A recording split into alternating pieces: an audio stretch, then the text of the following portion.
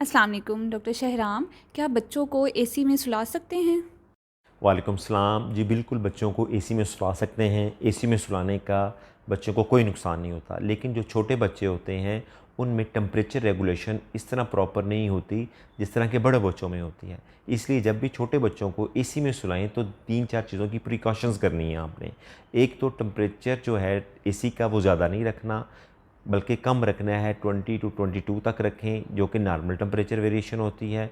और बच्चे को एसी के सामने बिल्कुल नहीं लेटाना, क्योंकि बच्चे का चूँकि टेम्परेचर यकदम डाउन हो जाता है तो इस वजह से बच्चे को ठंडक की वजह से मसले मसाइल हो सकते हैं।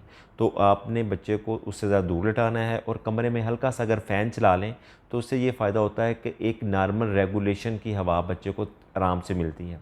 और अगर बच्चे को एसी में ड्राइनेस ज़्यादा होती है, क्योंकि हवा ड्राई होती है और उसकी वजह से बच्चों को थोड़ी सी इन्फेक्शन होने का चांस ज़्यादा होता है। तो अगर आप बच्चे के कमरे में ह्यूमिडिफायर रखें या फिर कम इस्तेमाल करें एसी, तो ज़्यादा अच्छी बात है।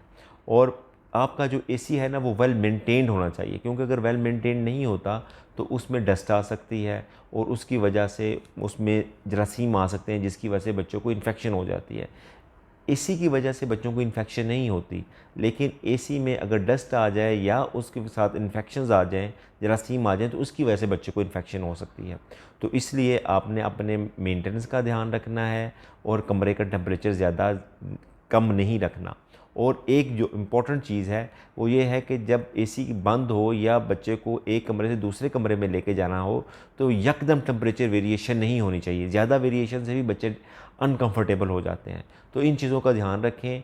और एसी में सुलाने से बच्चों को किसी किस्म का कोई नुकसान नहीं होता, अगर आप ये सारी प्रिकॉशंस और नॉर्मल टेम्परेचर में बच्चों को रखें तो।